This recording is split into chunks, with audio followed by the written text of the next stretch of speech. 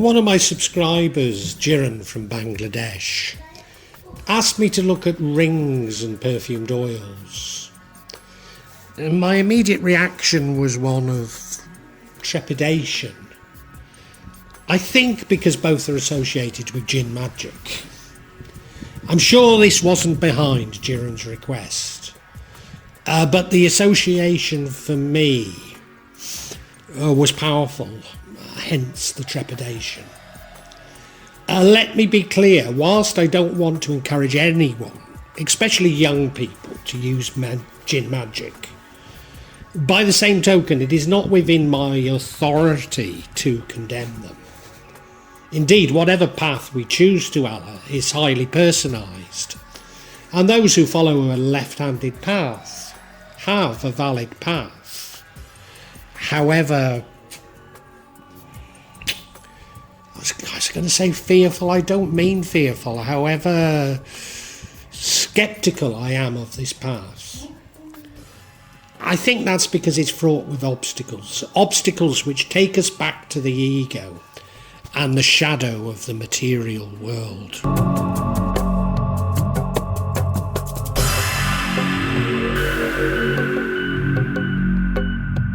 What are Jinn? Well, Jinn are mentioned in Al-Qu'ran and Hadiths. Therefore, there are some who say that non-belief means that somebody is not a true Muslim. But of course, this is based on a literal interpretation of Al-Qu'ran and Hadiths, an interpretation which I believe reflects their preoccupation with the temporal plane. For me, Al-Qu'ran and Hadiths are so profound that they should not be interpreted through our deification of Allah's shadow. Let me be clear, I do speak to Jinn and indeed interact with them in my work as a healer. But because I believe all, and I mean all, to be an illusion, including the temporal world, I also know them to be a construct of the mind. Because we are distorted by the temporal, they feel as real as everything else in the temporal world, and indeed they are. But ultimately everything is an illusion, a construct of our minds. Indeed, Jinn and all the darkness is a reflection of our own darkness. We all have this darkness, or if you like, the Jungian shadow self, as a result of being on a temporal plane and therefore removed from Allah and Allah's essence. But even if we've been blessed with Allah's light, we still have darkness. But we understand this darkness to be an absence of light or a failure to submit to Allah. Am I suggesting that all is internally created? Maybe. But maybe we are aware of energies from non-temporal planes. I have in the past called these dimensions that we cannot be expected to understand, let alone comprehend. When met with what we don't understand, our reaction is so often fear, and this fear can lead to hatred, even acts which some might call evil. This is the power of this darkness and by implication what we call Jinn. Indeed, some people report, and I myself have come close to this, being overcome with a sense of darkness and evil. We interpret this Jinn, but it's simply an energy from a non-temporal plane. However, if it helps to call this energy Jinn, then please do so, because I do myself. But do not extrapolate these feelings to become hatred and acts that approach evil. Running with the idea that Jinn are external, which is how I will address the rest of this vlog, as it's too abstract to talk in simply psychological terms, despite me ultimately seeing Jinn as exactly this. From my own experience, and this is as a healer, not as somebody that I believe uses Jinn magic, But I believe Jinn to be very closely related to virus or viri or viruses. Indeed, they may even be a virus. This does not mean that they're external, although they could be, but simply an imbalance in the mind which creates a physical illness.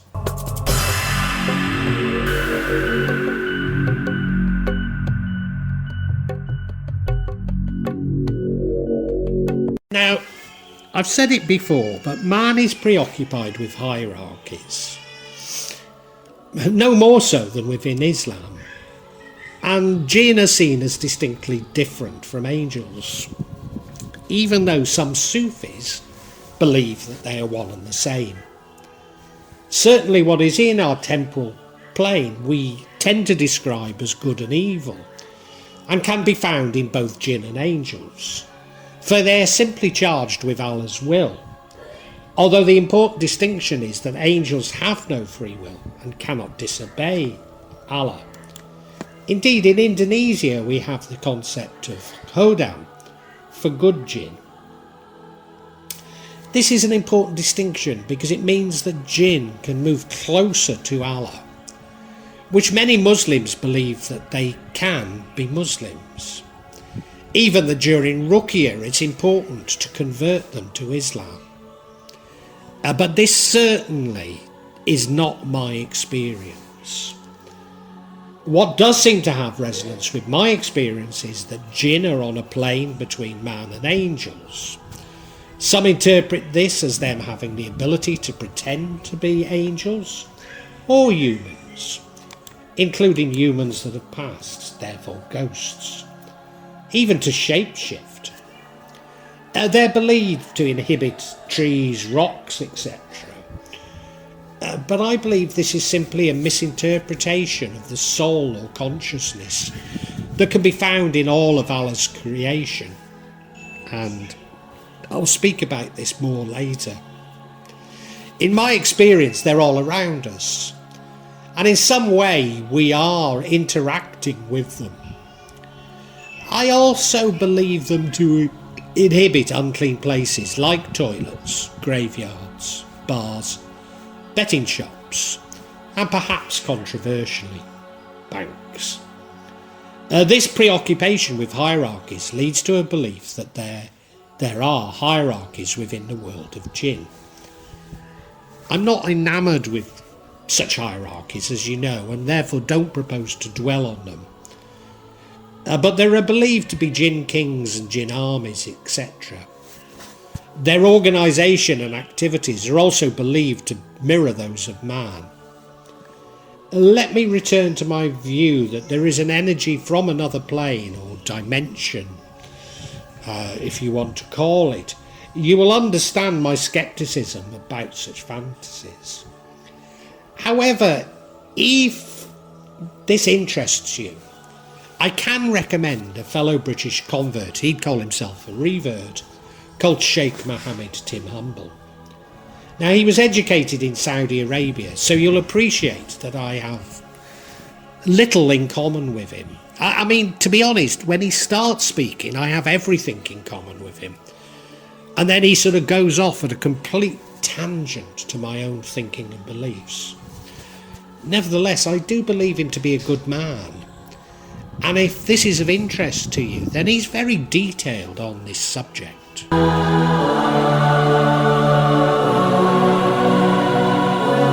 Before I address the main parts of my vlog, let me be clear that I do not outright condemn Jinn magic, something that I've said in my introduction. It's a technology that can be used for good or bad. Our definition of good or bad is very personal, but I see greed and control as bad. But for me, this applies to all technologies. So in other words, science, education, business, all can be used for politics, all can be used for good or evil. What I am much more concerned about is the abuse of these energies, or entities if you want to call them that, from other planes. Something again that I will address later. Furthermore, such activities can be dangerous. This is because they imply a contract with these entities. This contract can be the basis of what some call karma, be it good or bad, a karma that can persist for 7 generations. This leads me to the concept of jinn marriage. I believe this to be a metaphor for inviting a jinn to possess you.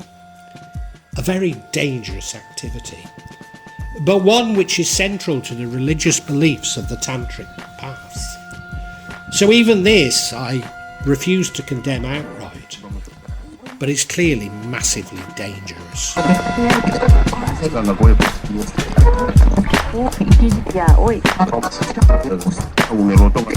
Before going into the detail, the main body of this vlog, it's a hell of an introduction, isn't it? I need to address magic using natural objects. There are at least 2 interrelated traditions to this practice. The first comes from an animistic perspective, and that is that all of creation has a consciousness or a soul. So this soul or consciousness can theoretically be petitioned to do man's bidding. Now this is a description that I somewhat recoil from, because I do not believe that we should seek to control, particularly not nature. Furthermore, that nature, or a lamb, seeks balance. So we really should work in harmony with nature and not against it. Islam does build on this concept. All of Allah's cosmos is seen as being imprinted with his essence, maybe even to contain the whole cosmos, albeit at a lower resolution. Some Muslims, and certainly other faiths, believe that natural objects and animals are recycled souls from the mistakes they have made in previous life, or to learn from the mistakes they have made in a previous life. As the angels, and some would argue also jinn, are engaged in ensuring balance within this cosmos, then when using these objects we are working with angels and or jinn. Let me reiterate that this is what many would call karma. So clearly rocks, stones, and by implication rings containing stones are believed to contain an energy, whether we call it a soul, consciousness, an angel, or a jinn. Now whilst essential oils will contain the energy, call it what you will, of what they are created from. Now normally this would be from a plant, but it could be a rock or an animal. However, man-made fragrances, especially those containing alcohol, are much less likely to contain this energy. Now, based on Islam, I've developed a further theory regarding rocks, and that is that they are 3D matrices, and therefore they have special powers. This is because I believe magic squares really do help to unlock the cosmos. So rocks are 3D versions of magic squares. I guess we could really see rocks as already containing an energy, which is what I believe, and that through ritual we can use them to summon an external energy, or that we can place an energy within them. Whatever theory we subscribe to, it's clear that they can be used for protection, for doing good, or for doing bad. Although I do believe that this energy is already within rocks, I don't believe that certain crystals, precious or semi-precious stones, have specific properties. Therefore, I don't propose to repeat the beliefs of the New Agers on specific stone types. However, there are some traditions from within Islam, and maybe Kajawan, that I will repeat.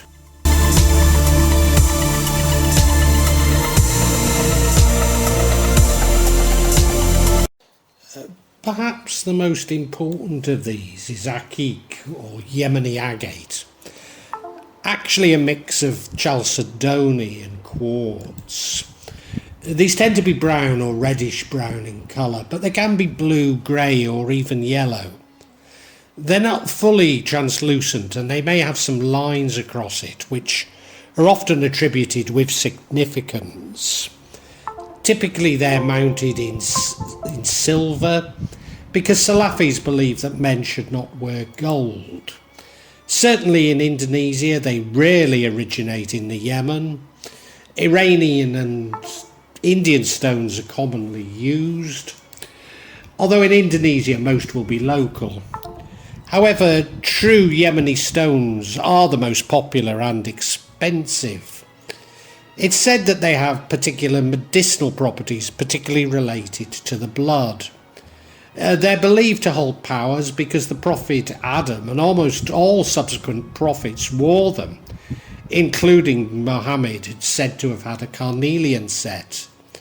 These powers are said to be very protective and provide protection from black magic and the evil eye.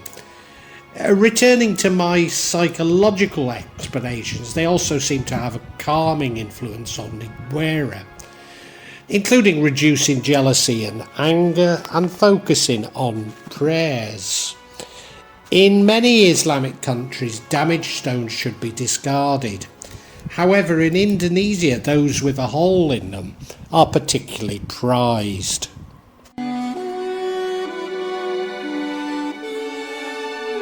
Turquoise, or Firuza, also known as Pyrrhus Persia in Indonesia, are valued by New Agers and Muslims alike. They're believed to bring good fortune and health, particularly associated with breathing. Unfortunately, most for sale are known as matrices. These are composites using resin and are literally glued together.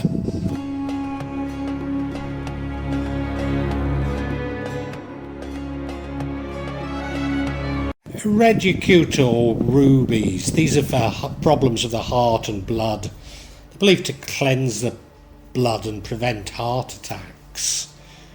Red ruby strengthens the libido of both genders, cures problems of sterility, relieves menstrual pain and eases birth delivery.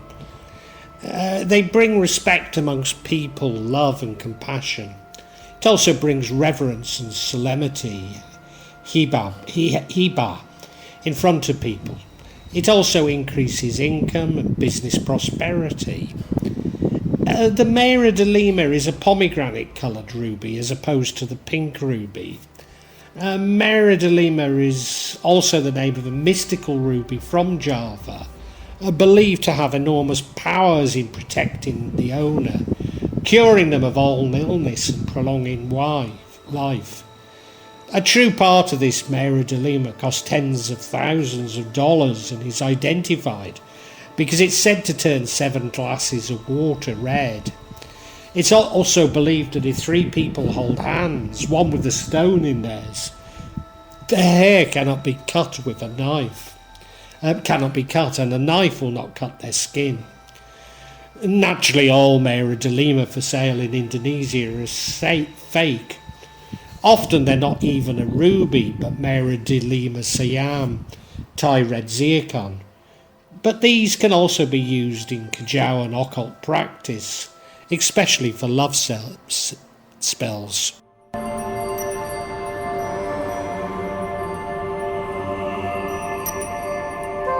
Yellow yakut or yellow sapphire. It organises the body's metabolism and therefore strengthens the digestive system and cures liver problems. Brings energy to the soul, decreases spiritual fatigue, strengthens the intellect, helps sleeping, and gets rid of bad dreams and nightmares.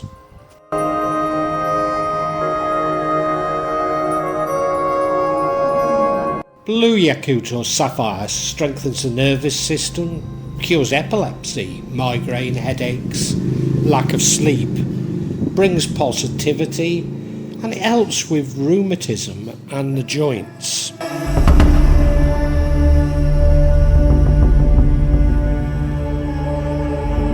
Peridot or Zarajad is used for the heart, eases the digestive system and cleanses the liver. It cures skin disease, especially eczema, etc. Takes away grief, depression that come from loneliness. Repels envy and makes your soul light, kind, generous and harmonious.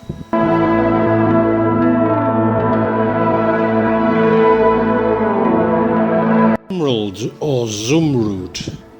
This controls the nerve system and prevents all nerve problems. It also prevents epilepsy, cures blood clots, blocked veins and blood problems. Relieves muscle pains, back pains, strengthens eyesight, strengthens the digestive system. It's believed to repel magic, bring love and affection. It's very good for pregnant women and eases delivery and childbirth. The Prophet said wearing an emerald ring set repels poverty.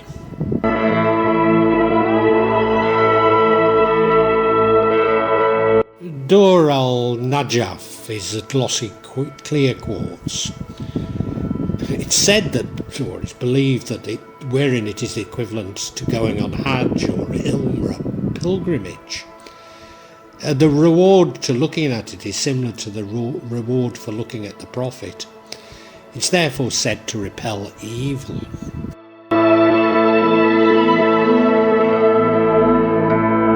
Hematite or Hadithsini. This strengthens your insight, it repels shaitan and harmful illusions. So it's therefore good for repelling magic and the evil eye. It's especially good for pregnant women and particularly during childbirth.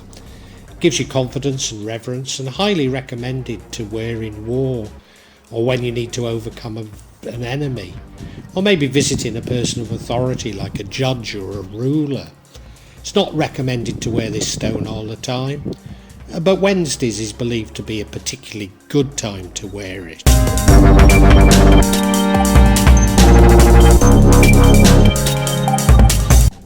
Marjan, pearl and coral. These gemstones are actually mentioned in Al-Qu'ran. Both are organic gemstones in that they're created by shellfish and in the case of pearls, and fish and algae for coral. They therefore carry the energy of the fish or the shellfish.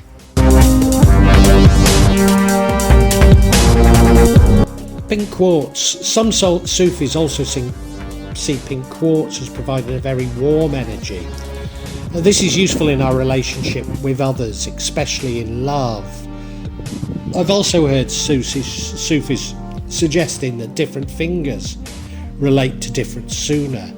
So by placing an appropriate ring on this finger, it will focus the energy on that sunnah.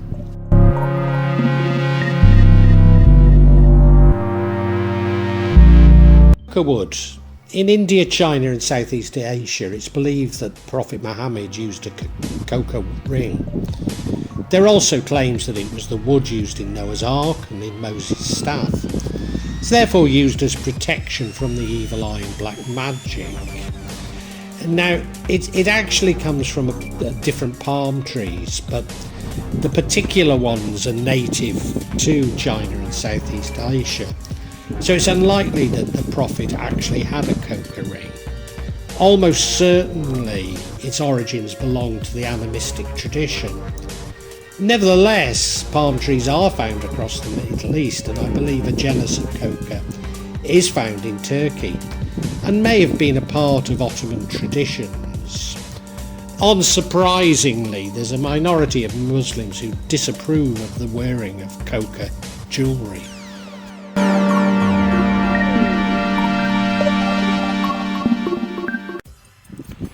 Solomon, or Suleiman in Islam, is one of the most important figures in the Western magical tradition.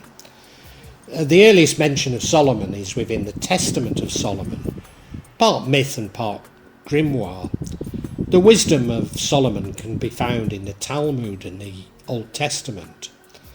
The Lesser Keys of Solomon is an anonymous grimoire on demonology, which is really the foundation of the Western ceremonial magic tradition. Although it was compiled in the mid-17th century, most of the materials are from a couple of centuries older. It's normally compiled from 5 books: the Ars Goetia, the Ars Theurgia Goetia, the Ars Paulina, the Ars Almadel, and the Ars Notoria. The names of 72 demons are found in the Ars Goetia.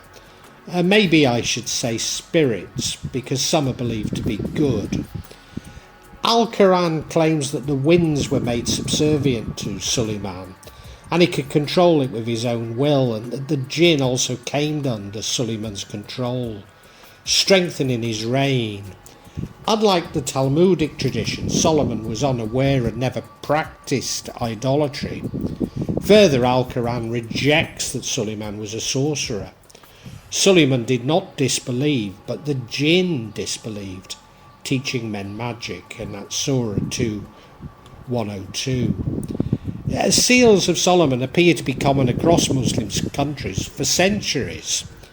Today these seals can be found on wafak and rings, which are commonly sold in Muslim countries. However, we cannot be sure as to what the original seal was like, and there are many versions.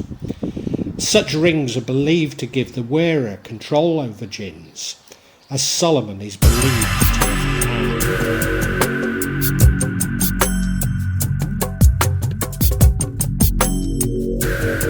Here's Sharaf al-Shams is written on a yellow agate stone. It's a talisman really, and it's also called the Ring of Solomon. It can only be written during 1 hour in 1 year. If this timing is not followed, it's simply a Yemeni agate. It's said to have many benefits, especially repelling all kinds of evil. So protects from many things, but especially the evil eye. It's good for nerve problems, muscle problems, back pains, strengthening the lung, kidney and liver disease. I'm led to believe that it can also be used for summoning jinn. Writing or painting on gemstones is common, sometimes with passages from Al-Qu'ran, but they can also contain a picture of a spirit believed to be within the stone, including jinn. Generally such stones are sold as natural, although obviously if they are natural, they're believed to be very powerful and therefore very expensive. And here you see one that does naturally have what I suppose you could see as a kris. That's one of the Indonesian knives we use.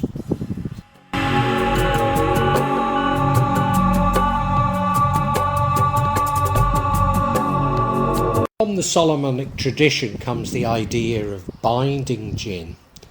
That is, binding them to an object from which believe they cannot escape. And of course this leads to the myth of the genie in the lamp. Whilst many objects can be used for binding within Islam, gemstones are very popular. So it's believed that jinn or hoodoo can be placed inside a gemstone, which is then worn as a ring. I must say that I somewhat disapprove of such practices. Attempting to control entities from another dimension is no better than attempting to control a fellow human. Those who do use binding see jinn or demons as evil or tricksters, even suggesting that they respond to being disciplined, reminiscent to how people spoke about slaves. In my experience, binding rarely lasts. Remember, jinn have free will and will only remain bound if they believe that they are gaining from the contract, which takes us back to my view of balance or intergenerational karma. Nevertheless, spirits and jinn do seem to be attracted to some objects like statues, dolls and toys. But again, this may simply be a historic energy that's been transmitted to the consciousness of an object. Furthermore, I'm most uncertain that the magician actually binds the jinn or entity, and I think he's probably simply tapping into the soul or consciousness already contained within the stone.